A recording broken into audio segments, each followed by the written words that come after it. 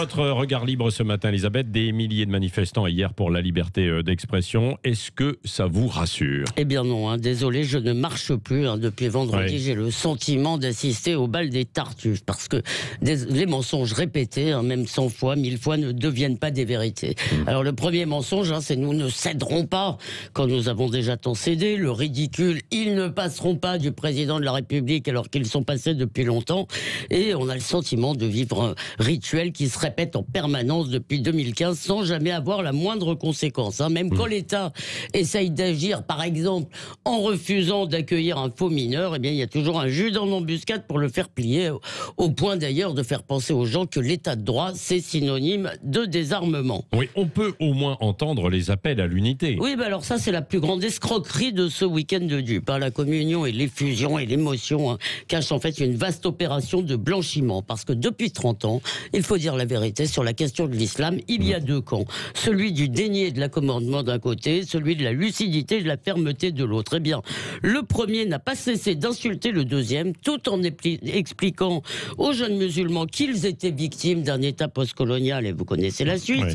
Eh bien, il y a un an, tous ces gens défilaient avec les ennemis de cette République qu'ils chérissent aujourd'hui. Alors, Mélenchon, l'UNEF, SOS Racisme, la Ligue des droits de l'homme, et j'en passe, l'Observatoire de la laïcité, ont refusé de voir, ils ont insulté ce qu'ils voyaient, et maintenant ils s'offrent une conscience à bas prix.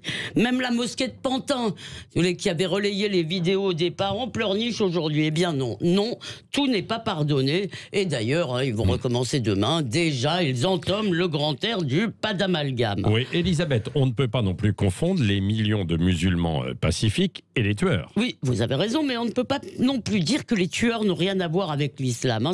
Ce qu'on vient de vivre nous montre une fois de plus qu'il n'y a pas une frontière étrange entre l'islam et l'islamisme. Étanche, oui. Parce que le second vient de l'intérieur du premier. Bien sûr, il y a des millions de musulmans pacifiques, mais en fait, ils ne comprennent toujours pas qu'on puisse caricaturer leur prophète. Ils ne comprennent pas notre conception de la liberté d'expression, ni qu'on ne choisit pas ce qu'on apprend à l'école. Aujourd'hui, ils devraient se mobiliser en masse. On voudrait les entendre crier « Not in my name ». Eh bien non, disons, la grande réaction, c'est « ça va encore se retourner contre nous, nous ne sommes pas concernés ». Désolé, ce n'est pas l'islamophobie qui tue dans notre pays. Mais beaucoup ont peur aussi, Elisabeth. Oui, Patrick, tous les Français ont peur, parce que ça, c'est encore un mensonge. Jean Castex, hier, a tweeté « Nous n'avons pas peur, nous sommes la France ». Tu parles, Charles.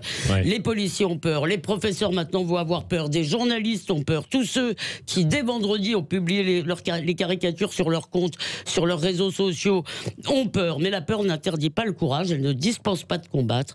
Et surtout, ce qui nous fait encore plus peur aujourd'hui, c'est notre faiblesse et le sentiment qu'il est peut-être déjà trop tard. Merci Elisabeth Lévy. Le regard libre comme chaque matin à 8h15. Et sur ce sujet, nous y reviendrons longuement tout au long de ce grand matin.